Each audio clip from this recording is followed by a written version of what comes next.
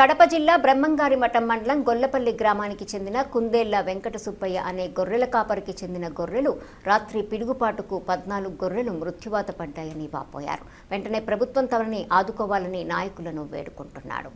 ఈ సందర్భంగా సమాచారం అందుకున్న సహాయ సంచాలకులు స్థానిక పశు వైద్య నిపుణుడు కె వెంకట సుబ్బయ్య, పశు సంచాలక వైద్యుడు రామసుబ్బయ్య, బీఆర్ఓ సుధాకర్, హెల్పర్ రాజు సంఘటనా స్థలానికి చేరుకుని పంచనామా నిర్వహించడం జరిగింది.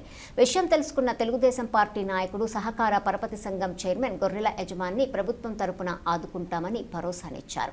గొర్రెల కాపరికి దాదాపు 3 లక్షల దాకా నష్టం జరిగి ఉంటుందని అంచనా వేశారు. నా పేరు కుందేళ్ల వెంకట సుబ్బయ్య. రాత్రి 1 గంటకు మెరిచింది. ఒక్కొక్కటి పడతా అంటే ఇంటే వినాం. గంటుండి గడ్డకు వచ్చి చూసినాము. చూసేకల్లా చనిపోయి ఉన్నాయి. ఎన్ని చనిపోయినాయి? 14 జీవాలు. మళ్ళీ ఏవేవి?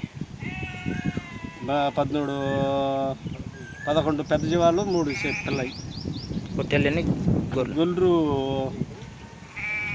13, పొట్టేళ్ళు 2.